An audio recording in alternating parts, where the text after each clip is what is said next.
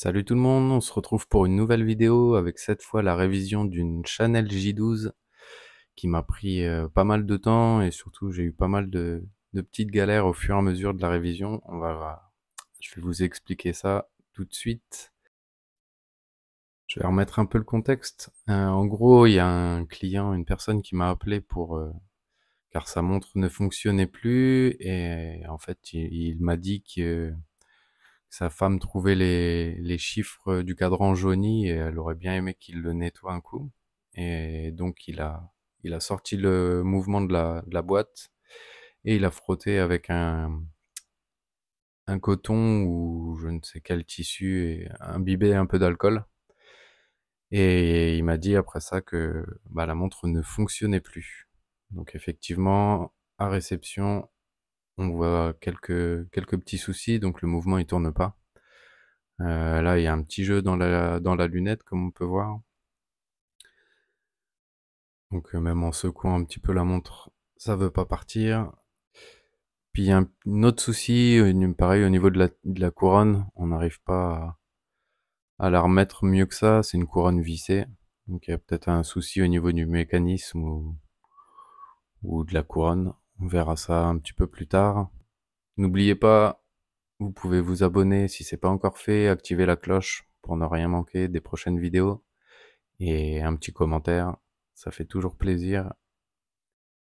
Sinon, au niveau des fonctions, la mise à l'heure, ça a l'air de se faire sans souci. La tige est tirée à fond et on est très proche du filetage. Donc là, j'ai repoussé la tige, je teste, mais en fait, ouais, dès que je remonte le mouvement, là, je suis en train de visser la couronne. Donc je peux faire 3 tours de couronne ou 2 tours de couronne pour armer. Là, j'arrive à armer la pièce juste en vissant, dévissant un petit coup. Mais sinon, oui, il y a un souci au niveau de la tige. Bon, même en remontant un petit peu, le mouvement part pas. Donc, c'est parti pour le démontage. On enlève les vis de fond et on va découvrir ce qu'il y a à l'intérieur. On voit le bracelet, il est fixé.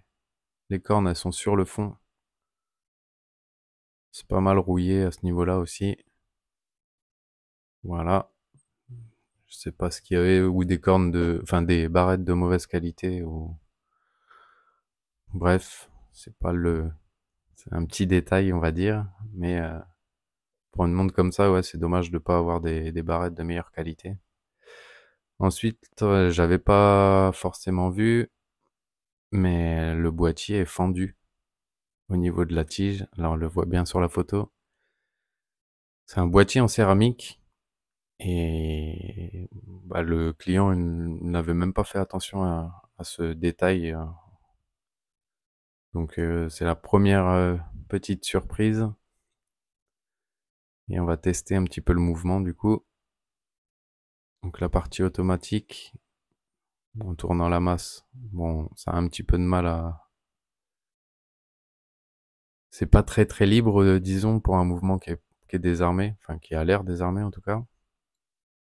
Au niveau du balancier, ben, en le bougeant comme ça, il n'y a pas l'air d'avoir de problème, au moins de ce côté-là, sans démonter plus que ça, bien sûr. Le pivot doit être en bon état.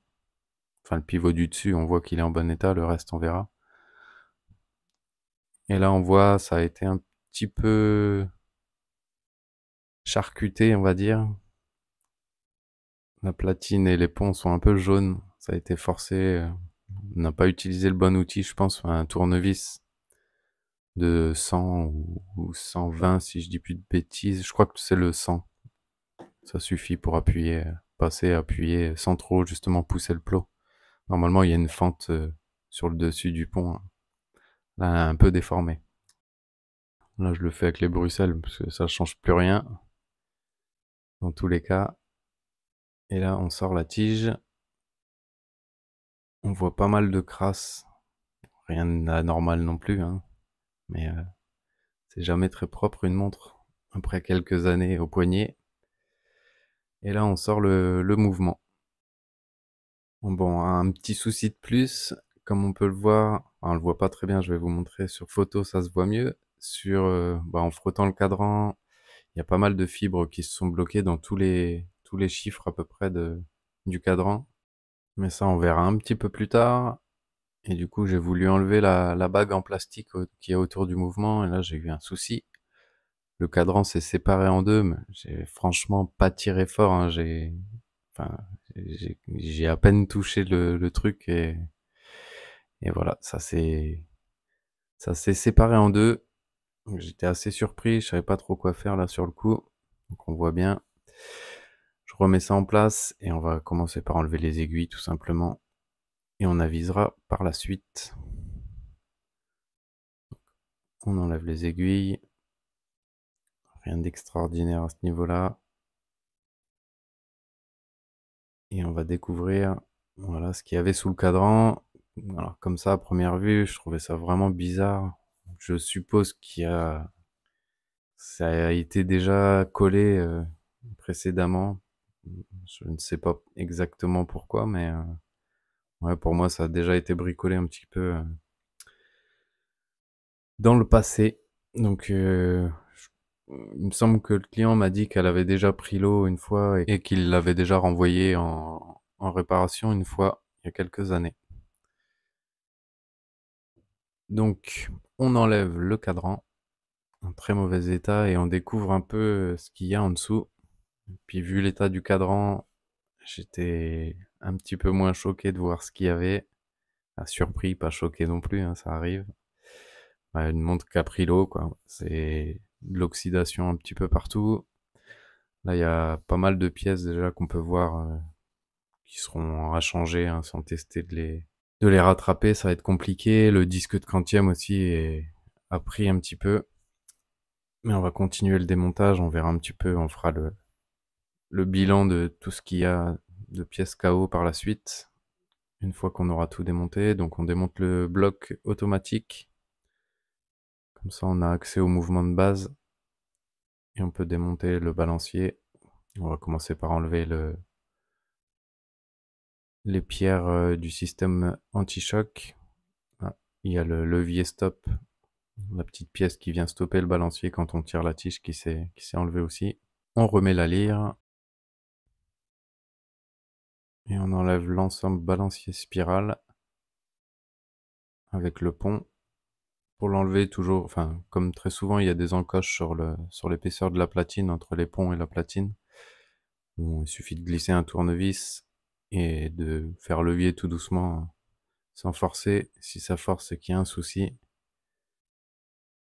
Ensuite, on désarme, donc c'était très peu armé ce que j'avais armé tout à l'heure juste pour tester, voir si le mouvement fonctionnait. Oui, c'est mieux de s'assurer que ça soit désarmé, ça pourrait faire un peu de casse aussi, abîmer d'autres pièces. Et là, j'essaye d'enlever le pont de rouage.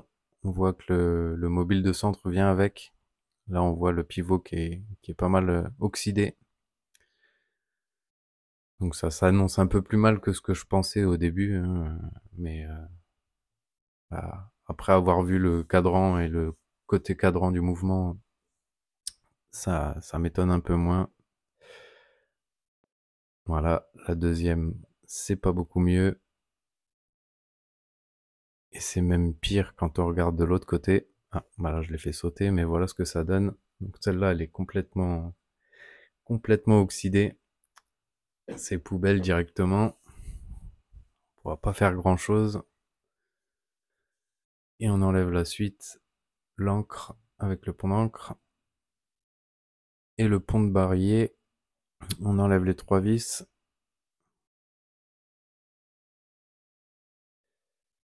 Et on fait levier, là je vais vous montrer. Mais en forçant un petit peu plus, ça collait un petit peu, ça a eu un petit peu de mal à sortir.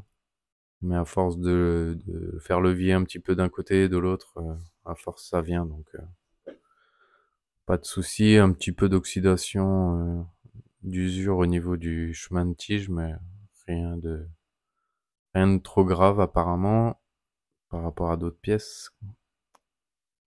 Là, on a la roue de grande moyenne qui est oxydée aussi du coup du côté cadran. Et on retourne la pièce pour s'occuper du mécanisme de quantième. On enlève une des petites plaquettes qui vient maintenir le disque, l'indicateur de quantième, le disque de quantième. La deuxième, elle n'avait pas voulu venir, du coup elle saute. Rien de grave, elle n'est pas allée loin. Ensuite, on peut enlever le sautoir de quantième. Il y a une roue qui est fixée, enfin entre guillemets fixée dessus. Et on peut enlever le disque et là on voit très bien l'état, une grosse tache d'oxydation. Enfin, j'espère que je vais pouvoir le revoir, mais c'est pas sûr du tout. Donc on enlève, il reste la plaquette, une plaquette de maintien, celle qui vient maintenir le mécanisme aussi. Là c'est pas mal oxydé au niveau de deux trois mobiles. Voilà, ici en dessous, celui-là sera changé aussi certainement. Puis celui-là, il reste le sautoir de tirette. Pas l'air d'avoir trop de problèmes. Un petit peu au niveau de la tirette, ouais, pas trop grand chose. On verra. J'arriverai peut-être à rattraper certaines pièces, d'autres pas. Et là, il reste la tige et les deux pignons. On termine sur la platine avec le dernier 1K, enfin, les pierres d'1K bloc. C'est pareil, il n'y a pas l'air d'avoir trop de rouille là-dedans, et au niveau des pivots de balancier, ça avait l'air correct, donc c'est déjà une bonne chose. Ça fera déjà ça à pas changer normalement. Mais l'état de la platine, ouais, sous le disque aussi, là, on voit bien, il y a encore presque du liquide. C'est du vert de gris, j'ai l'impression. Ça doit être de l'oxydation du cuivre qui donne ça. Le disque est en laiton, donc je suppose que le vert qu'on voit sur la platine, c'est ça. Donc en très mauvais état. J'espère que je vais pouvoir récupérer la platine aussi. C'est pas sûr, on verra ce que ça donne. Voilà à peu près les pièces qu'il y aura à changer, ou du moins les plus rouillées. Mais ouais, la platine, ouais, on voit les gouttes dont je parlais juste avant. Et ouais, du coup, pas mal de dégâts. Donc beaucoup plus que ce que je pensais avant de démonter la montre. Mais voilà pourquoi le mouvement ne tourne pas avec tous les pivots complètement rouillés. Et il nous restait deux trois petites choses à faire quand même. Euh, Démonter la partie qui vient sous le pont de barillet. Donc les roues de couronne, les roues intermédiaires, et j'ai pas les noms exacts, hein, je peux vous les donner si vraiment vous les voulez, mais je les ai pas en tête. Et la dernière petite chose à faire, c'est démonter la partie du système automatique. Pour démonter la masse, ça se passe en dessous le pont. Il y a trois petites vis qu'il faut venir démonter. Et on peut séparer les deux. Donc là, pareil, tout petit peu d'oxydation, pas grand chose. Ça a moins pris de ce côté-là. Mais c'est pas en super état non plus. Donc là, on enlève le pont. Un petit peu mal, il était un petit peu collé.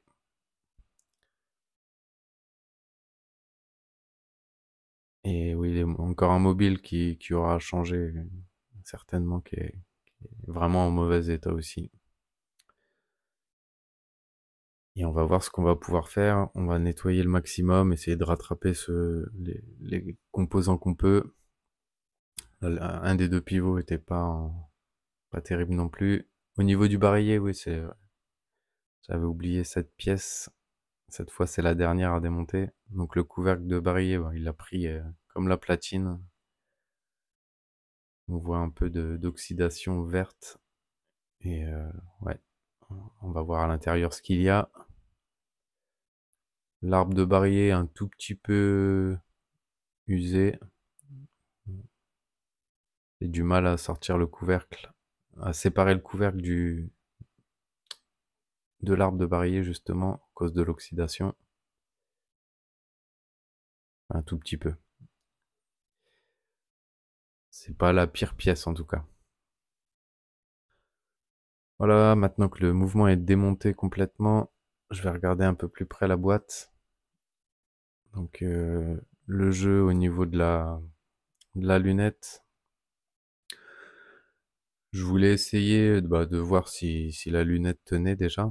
Et juste en tirant avec les doigts, hein, comme on voit, je vois que ça se sépare en deux. Et j'avais jamais bossé sur cette pièce, sur les Chanel comme ça. Et bah, la partie céramique, en fait, c'est juste un cache entre guillemets, hein.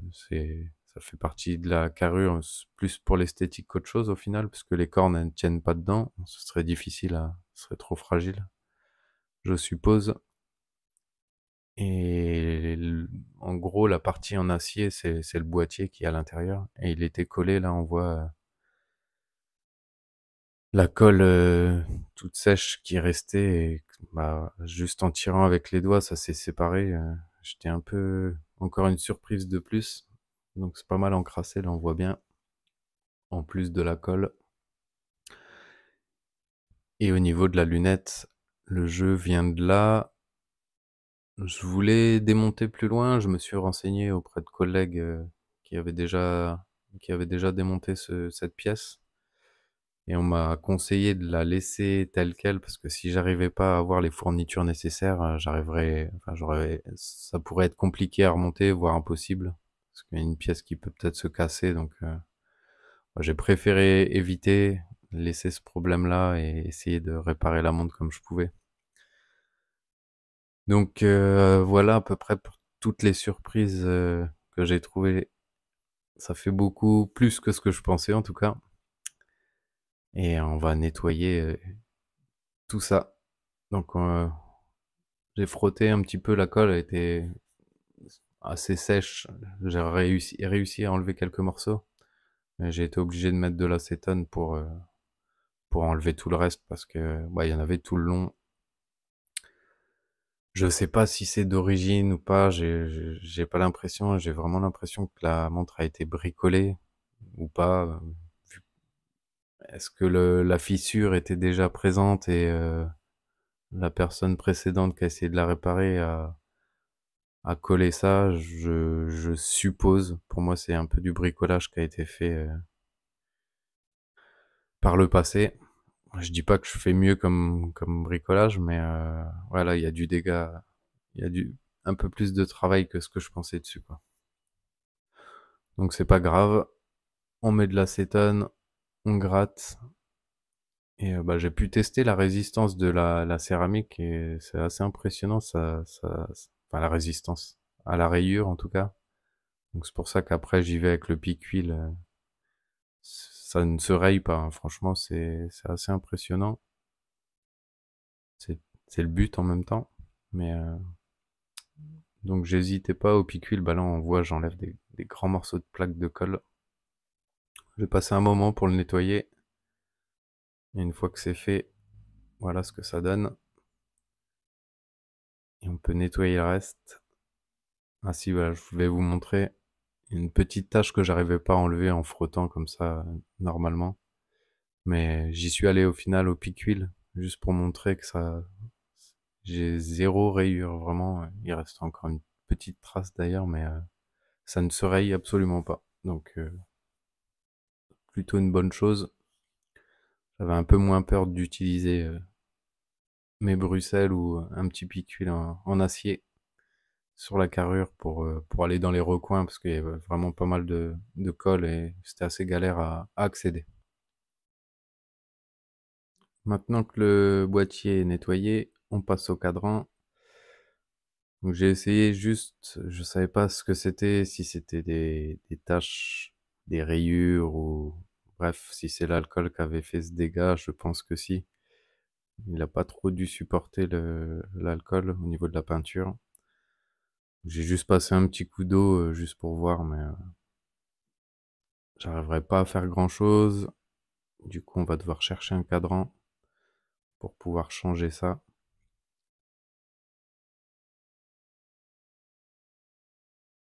Mais finalement, après de longues recherches, je n'en ai absolument pas trouvé. C'est encore en cours, on verra si je trouve ça par la suite. Donc je me suis transformé pendant quelques heures en esthéticienne de précision.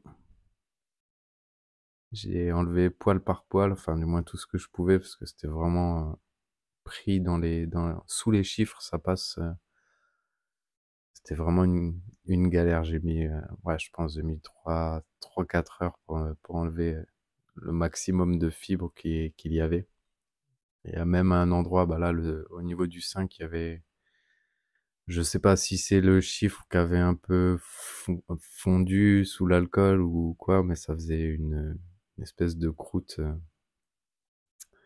Ouais, c'était pas chouette, hein. Franchement, l'état du cadran, je me suis amusé à le nettoyer au mieux, mais peut pas faire grand-chose.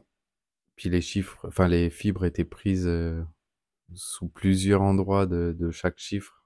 Et je devais les couper avec mon pic-huile tout fin, sans toucher le cadran pour pas rayer. Et ça, c'était le plus complexe. Il y en a, j'ai dû les laisser parce que voilà, impossible d'y accéder à moins de faire un. Au final, je vais marquer plus le cadran qu'autre chose, donc on fait au mieux sans pouvoir tout faire non plus. Le plus simple, ça aurait été de changer le cadran, mais comme je disais avant, j'en ai pas trouvé. J'ai même envoyé un petit mail chez Chanel pour savoir si ils fournissaient les horlogers indépendants, mais j'ai pas eu de réponse. D'où mon nettoyage et mon épilation de cadran. Et là, il y avait un poil que j'ai réussi à avoir qui était bien bloqué. Puis pareil, je peux pas laisser ça puisque bah, l'aiguille de seconde, si elle rencontre un poil, ça va pas mal freiner. Et là, il y avait le 4, c'était le numéro 4, c'était le pire. Honnêtement, c'est celui qui était le plus poilu. Bah, ça change un petit peu de ce que je fais d'habitude. Je vous le mets en mode très rapide. Je n'ai pas toujours cadré parce que je faisais super attention. Bref, voilà ma petite épilation de cadran. On passe maintenant à la tige, enfin surtout à la couronne au final, puisqu'il y avait un petit souci, j'avais pas fait attention. J'essaye d'appuyer sur la partie qui est censée se rétracter dans le tube, la partie qui fait ressort, et ça ne fonctionne pas. Par chance, enfin par chance, le client m'a fourni une couronne qu'il a trouvée, une couronne neuve. Donc ça c'est une bonne chose, quelque chose que j'aurais pas à chercher. Là il reste sur la tige on voit l'ancienne colle qu'il y avait, enfin la colle du frein filet. À part ça, pas de souci à ce niveau-là. Donc voilà la couronne neuve, la partie qui est censée se rétracter. Voilà, on a fini avec le nettoyage. Enfin, je vous montre pas le nettoyage du mouvement. Je voulais vous montrer ce qui changeait un peu d'habitude surtout. Et on attaque l'assemblage. Donc là, j'ai utilisé de la colle, pas trop le choix. J'ai pas trouvé, toujours pas trouvé de cadran pour pouvoir le changer. Donc c'est de la Loctite 480. Bon, ça devrait faire l'affaire. En plus, ça bouge pas, hein. Une fois que c'est calé dans le boîtier et sur le mouvement, ça bougera pas. Et à l'arrière, je mets de la colle UV. J'ai pas pu vous filmer, la caméra tournait pas malheureusement sur le collage du boîtier dans la céramique. Mais en gros, voilà les petites réparations que j'ai faites et là on passe à l'assemblage du mouvement. Qu'on lubrifie la denture bréguée des deux pignons. Enfin, comme souvent, je l'en lubrifie une et je mets l'autre par-dessus. Ça se transfère entre les deux.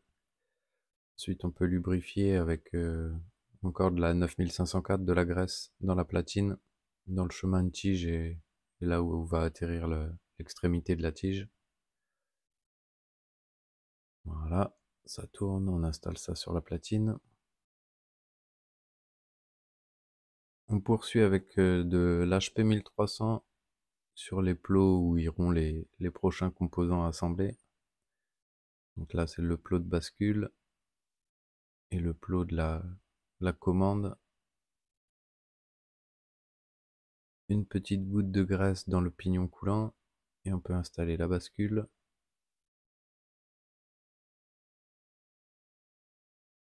On vient mettre de l'HP 1300 dans la platine, là où viendra pivoter la tirette. Un peu de graisse, pareil, où ira un des plots de tirette dans le petit chemin qu'on voit sur la commande. On vient lubrifier, toujours la graisse bleue, c'est la 9504, entre la bascule et la tirette. On vient mettre un petit point aussi à l'arrière de la bascule. Il y aura un contact avec le ressort de tirette. Donc on positionne le ressort, enfin le sautoir de tirette ou ressort de tirette. On visse un tout petit peu, on positionne le ressort à l'arrière. Et on peut venir lubrifier les deux crans sur le ressort. Je mets aussi une petite goutte, une petite quantité entre la tirette et le sautoir, là où il vient maintenir la tirette justement. Il y a un petit frottement qui se fait à ce niveau-là, donc on n'hésite pas. Ça avait un petit peu débordé, donc un petit coup, je passe un petit coup de Rodico. On fait bien attention de ne pas en laisser sur la platine ou sur les tenons. Et ensuite, il restait l'Inca à mettre, je voulais le rehuiler. Mais là, on voit, après nettoyage, bon, il reste 2-3 petits poils, mais surtout, il y a un trou au milieu. Donc, je suppose de l'usure. Il a dû tourner longtemps à sec. Pourtant, le pivot va bien, donc c'est bizarre que la pièce la plus dure soit usée. Bref, j'en ai trouvé un autre. Et on peut passer à la suite. Du coup, on le huile, on remet le chaton. Et on peut le remettre le tout dans la platine. On ferme la lyre.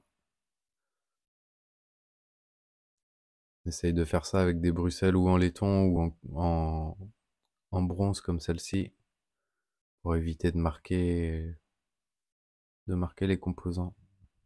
La suite, on réassemble la partie qu'il y a sous le pont de barillet. Donc on lubrifie avec de l'HP 1300 et on peut remettre les composants et on finit par le ressort. Bon là je galère un peu comme vous pouvez le voir. D'habitude je supprime du montage vidéo ces parties-là. Bon, ça arrive pas à chaque fois non plus, mais les parties où je galère un peu à positionner les pièces, je les enlève des vidéos. Et j'avais vu dans les commentaires, certains me disaient que ça se passait pas forcément aussi bien quand eux le faisaient. Alors, je vous rassure, moi aussi, de temps en temps, j'ai un petit peu de mal à positionner un ressort ou une pièce. Bon, après, en filmant, c'est encore différent. Mais oui, ça peut arriver de pas forcément réussir simplement et ça se passe pas toujours bien. Donc là, je l'ai mis pour une fois dans la vidéo, que vous me voyez galérer un petit peu. Et ensuite, on peut remettre la grande moyenne sur la platine ainsi que le barillet. Ensuite, on met le pont, on visse. D'ailleurs, si vous regardez bien, j'ai oublié une petite vis sur le moment, je sais pas pourquoi. Pas très grave, on peut passer à la suite. On pose la roue d'échappement, ensuite la roue de moyenne. Ça fait partie des composants que j'ai changés. C'est celle qui était complètement oxydée. Ensuite, on lubrifie l'axe de la roue de centre avant de la positionner dans la platine et on peut poser le pont. On positionne les roues pour que les pivots soient bien dans les trous. C'est pareil, je vous montre pas forcément puisque je suis obligé de prendre la pièce. Je suis pas cadré quand je le fais, enfin ça serait un peu trop long à filmer à chaque fois. De temps en temps, ça se positionne très bien, très vite tout seul. D'autres fois, c'est un peu plus compliqué. Enfin, compliqué, non, ça prend un peu plus de temps, c'est tout. Faut bien mettre pivot après pivot dans les trous avant de visser. Sinon, il y aura de la casse. Ah oui, j'ai pas dit aussi au niveau du barillet, je vous ai pas montré le montage puisqu'en fait j'en avais un neuf qui traînait, donc je me suis pas cassé la tête, j'ai remplacé le barillet complet. Une fois que c'est fait, on peut passer au huilage, donc de chaque côté de la platine, de l'HP 1300 pour le barillet, la grande moyenne, la moyenne, et une goutte de 9010 pour la roue de seconde et la roue d'échappement.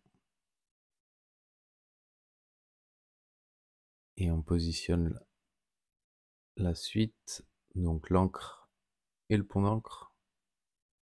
Le pont d'encre, je l'ai pas changé, c'est plus esthétique qu'autre chose.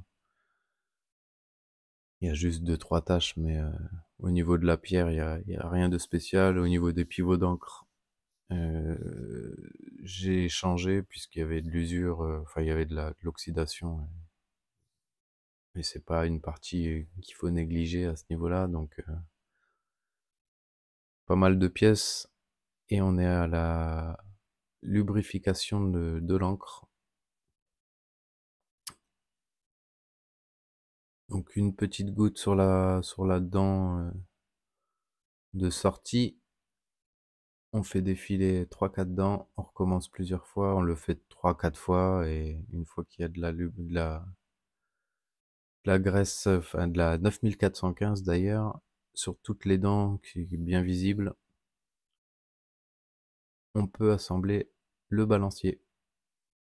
Alors j'ai laissé celui d'origine, il est un petit peu taché, j'ai pas réussi à enlever certaines taches, mais c'est pareil, ça sera plus esthétique qu'autre chose, donc tant que ça tourne, on va laisser comme ça. Et on peut réinstaller le contre-pivot et le chaton qu'on a préalablement huilé. Plus qu'à fermer la lyre. J'ai pas précisé, j'avais oublié. La platine aussi, je l'ai dû la changer puisqu'après un nettoyage, là où il y avait justement le verre de gris, l'oxydation verte qu'on voyait en début de vidéo, euh, il manquait carrément du rodiage, donc on voyait, il y avait le laiton apparent. Et à plein d'endroits, c'était pas mal oxydé. J'avais un peu du mal à virer toutes les traces, alors j'ai décidé de la changer. Une fois que le mouvement est assemblé complètement, on arme la pièce et on passe au réglage. Là, on voit que là, sur le plat, on est à -2, donc c'est pas trop mal, mais on préfère toujours le mettre dans le positif. Et là, il y a un petit excentrique pour faire un réglage fin. Donc on tourne du côté du plus. On attend un petit peu, puisque là, l'amplitude a complètement chuté en appuyant sur le coq, ça a freiné un petit peu le balancier. On attend un petit peu et une fois que c'est stabilisé, on regarde. Là, on est à +8 secondes par jour. Donc c'est parfait comme ça. Ça varie légèrement, ça c'est normal. Au niveau de l'amplitude, on a plus de 310 degrés, donc c'est parfait. Voilà sur 5 positions ce que ça donne. On a 0 de moyenne, 0 secondes par jour, avec un delta de 9 secondes. Une amplitude très correcte en moyenne, 259 degrés. Il y a juste un écart assez important entre les deux plats. Il y a 25 degrés. Donc on va aller regarder du côté où il y a le moins d'amplitude pour voir s'il n'y a pas un petit souci au niveau des pierres, des pivots ou de la lubrification. Et en fouillant un petit peu, j'avais pas contrôlé sur le moment où je pense qu'en le mettant des fois ça a bougé. Là on voit la goutte. Elle est pas centrée dans la pierre. Euh, Elle a une forme de C là, une forme de haricot un peu. Donc l'huile elle est pas au centre, elle fait pas sa fonction, elle est pas au niveau du pivot. Donc c'est quasi comme s'il y avait pas d'huile en fait. Le pivot il tourne sur une partie où il y a pas d'huile. Là on le voit bien. Ça fait tout le tour voilà, je vous montre avec ma souris. Ça fait tout le tour du pivot, mais l'huile du coup elle est pas au bon endroit. Donc là c'était pas un très très gros problème, j'aurais pu vérifier avant. Je vais aller peut-être un peu vite. Voilà, là on voit la partie vide où il n'y a pas d'huile. Donc on recommence, on nettoie, on rehuile. Cette fois on vérifie bien, là on voit bien la goutte qui est centrée cette fois. Et on remet ça. Une fois qu'on a remis tout en place, j'ai refait le passage sur le chrono comparateur et là c'est déjà beaucoup mieux. On a 2 secondes par jour avec un delta de 5 et surtout au niveau des 2 positions en amplitude, on voit 317 et 318 degrés d'amplitude. Donc cette fois, c'est nickel. C'était juste ça le petit souci. Maintenant que le réglage est bon, on passe à l'assemblage du système automatique. Donc on va lubrifier les différents points avec de la HP 1300 et remettre en place les différents composants. On remet le mobile intermédiaire de réduction, le mobile de réduction, la roue d'inversion, c'est celle qui permet entre autres que le système automatique remonte dans les deux sens. Là on remet l'inverseur et on peut remettre le pont pour maintenir le tout. Il existe des posages pour remettre ça en place plus facilement, mais c'est faisable sans. On n'oublie pas de lubrifier les pivots avec de la HP 1300. On retourne le pont, on fait la même chose. Ensuite, on lubrifie l'axe avec de la 9504. L'axe de l'inverseur auxiliaire. Ils ont toujours des noms un petit peu. Voilà, c'est celui-là. C'est pour ça que je donne pas les noms à chaque fois, parce que ils ont des noms bien spécifiques, sur le papier en tout cas. En gros, ça fait partie du rouage de l'automatique. Ensuite, on retourne pour refixer la masse. Ensuite, on serre bien les 3 vis qui maintiennent par le dessous. Voilà. On retourne le pont et on peut installer sur la platine. Avant de remettre en place, on n'oublie pas aussi le stop seconde. Donc on positionne bien à l'emplacement. Avant de visser, je fais toujours tourner la masse en maintenant un petit peu le pont en place, histoire que les rouages entre la partie automatique et le système de barillet, enfin armage manuel, s'enclenchent bien. Pareil, si on fait pas ça, que c'est mal enclenché, que ça n'engraine pas bien, on pourrait faire du dégât. Et on refixe le tout.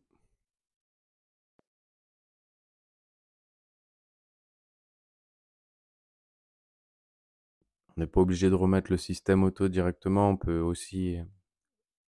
peut d'abord remettre les composants du système de date, la partie quantième. On voit bien les composants que j'ai changés, qui étaient vraiment rouillés, hein. Au niveau de la platine, c'est nickel là, maintenant. Là, on lubrifie. J'aurais pu mettre de la HP 1300 plutôt, après réflexion. Mais ça fera le job. De toute façon, il faut faire les tests des fonctions. Et s'il y a un petit souci, c'est peut-être parce que les pièces collent et qu'elles ne se déplacent pas aussi bien que prévu.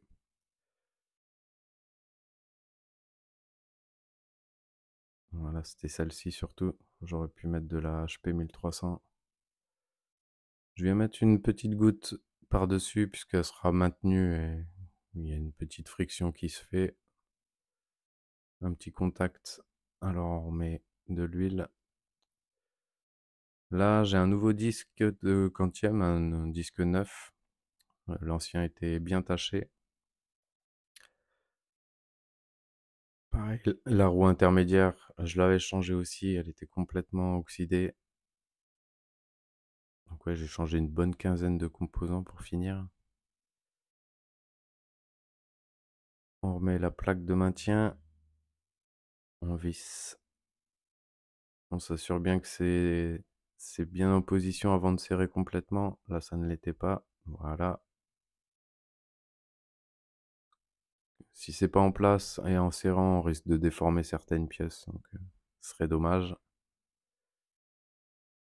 Donc voilà ce que je disais, vu que ça se déplace bien, J'ai laissé la graisse plutôt que de mettre de l'huile. Bon, ça change pas énormément non plus, hein. Vaut mieux que ça soit lubrifié que pas du tout en tout cas. Et on peut remettre les différentes plaques de maintien qui restent et le sautoir de quantième. Voilà la roue, quand je démontais, je vous disais qu'elle était fixée, elle est juste posée à l'intérieur.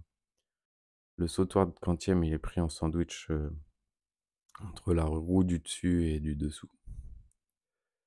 Donc on remet en place le ressort, on maintient et on arme, on place le sautoir entre dedans, voilà, et on peut remettre la dernière plaquette de maintien.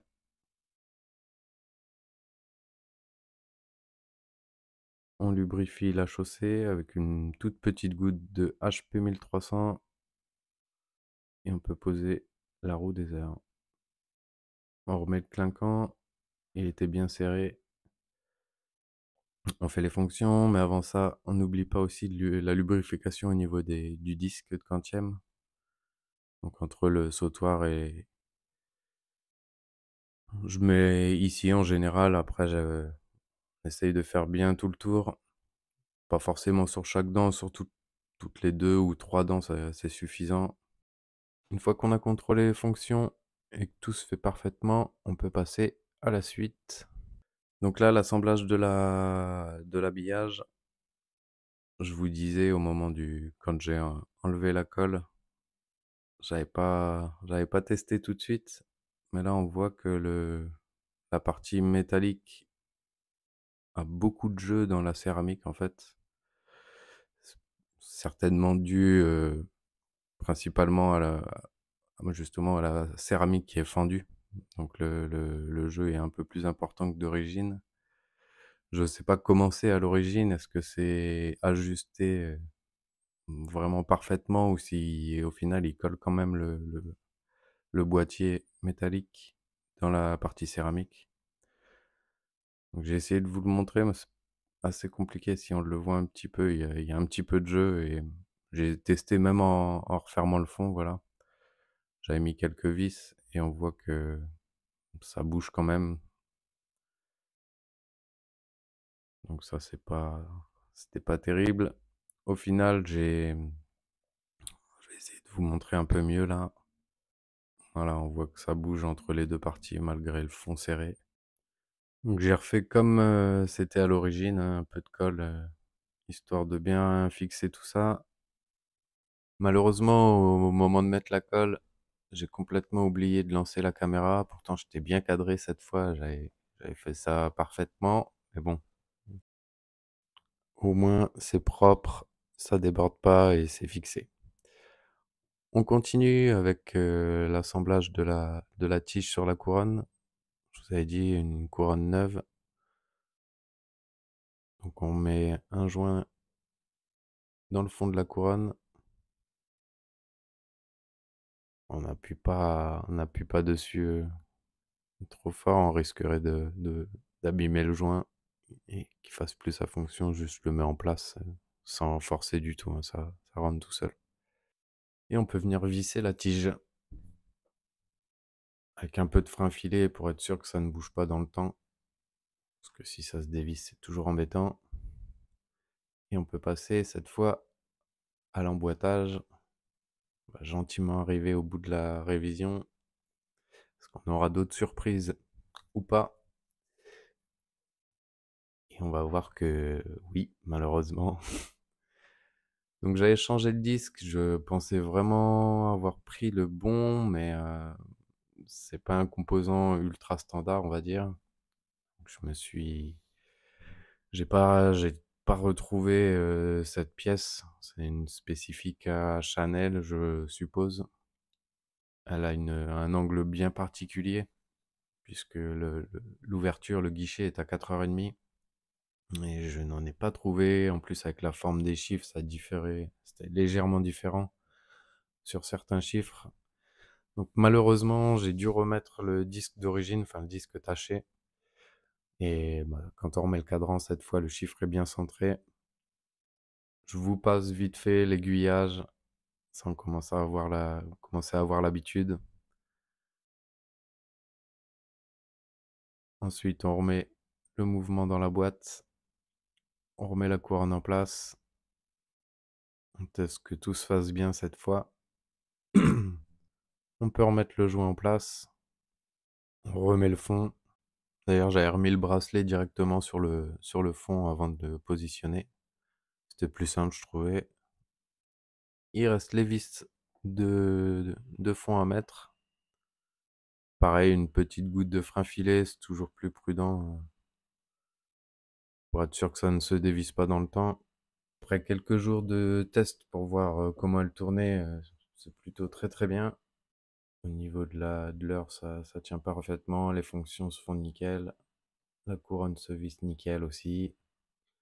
Malheureusement, il y a toujours les chiffres jaunis et le cadran taché. Malgré ça, ça sera déjà une bonne chose de faite. Bon, pour résumer, c'était une révision assez compliquée par rapport à ce que je pensais avant d'ouvrir la montre. Il y a un peu plus de job que prévu. Et bah, la complexité pour trouver les composants sur certaines pièces, bah, je l'ai aussi. Vous n'êtes pas les seuls. Donc on lâche rien et on prend le temps, on trouvera les pièces. On arrivera bien à trouver les pièces, même si c'est dans un an. Merci à tous ceux qui ont suivi la vidéo jusque-là. Je voulais vous remercier et si vous voulez aller voir dans la description, il y a un petit sondage qui m'aiderait à avancer sur un projet que j'ai pour 2024. Je vous en parlerai un peu plus tard dans l'année, début d'année, milieu d'année, je sais pas. Je suis un peu plus long que prévu, donc n'hésitez pas à aller faire un tour et on se retrouve bientôt pour la prochaine vidéo. Allez, à plus!